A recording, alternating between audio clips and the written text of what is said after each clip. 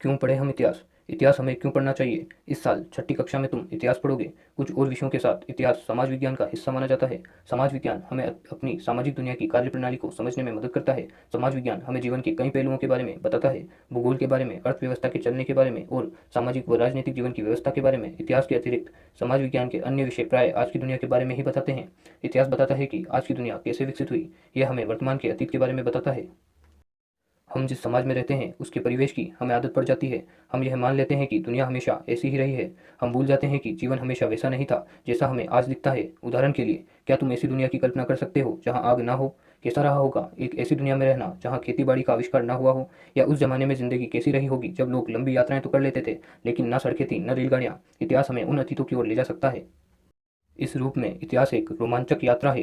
यह यात्रा तुम्हें समय और संसार के आर पार ले जाती है। यह ले जाती है हमें एक दूसरी दुनिया में, एक दूसरे युग में, जब लोगों का जीवन अलग था। उनकी अर्थव्यवस्था और समाज, उनकी मान्यताएं और विश्वास, उनके भोजन और कपड़े, उनके घर और बस्तियां, उनकी कला और शिल्प, सब कुछ भिन्न था। इतिहास ऐसी दुनिया की जरूरतें खोल सकता है। तुम अपने कंधे झटक कर कह सकते हो, हम ऐसी बीती बातों को लेकर क्यों परेशान हो जो अब नहीं है, ऐसे अतीत जो गुजर चुके हैं।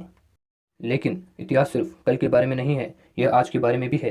आज हम जिस दुनिया में हैं उसे बनाया है हमसे पहले आए लोगों ने। उनके जीवन के सुख दुख, अपने युग की समस्याओं से जूझने की उनकी कोशिशें, उनकी खोजें और आविष्कार, इन्हीं के ताने बाने में तो मानव समाज बदला।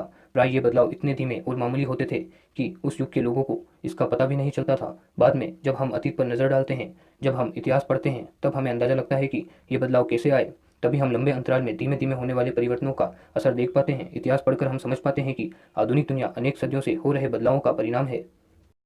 इस साल तुम जो पुस्तक पढ़ोगे वह हमें सबसे प्राचीन अतीतों की ओर ले जाएगी। अगले 2 वर्षों में तुम्हारी यह यात्रा बाद के कालखंडों में गुजरेगी।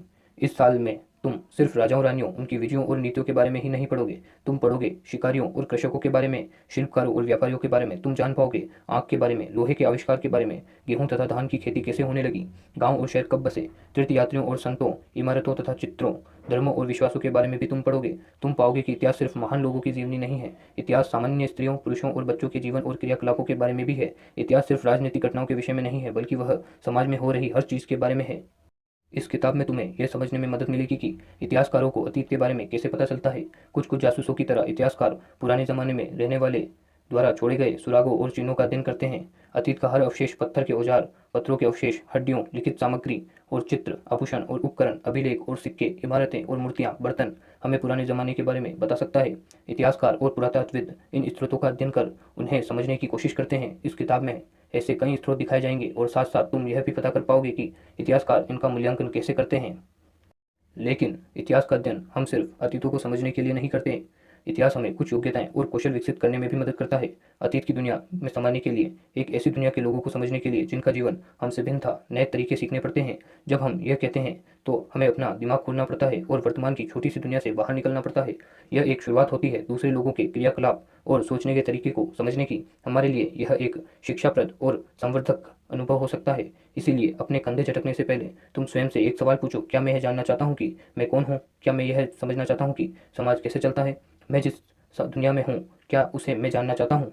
अगर तुम चाहते हो तो तुम्हें जरूर जरूरत होगी यह जानने की कि हमारा समाज कैसे विकसित हुआ और कैसे हमारे अतीतों ने हमारे वर्तमान को रूप प्रदान किया।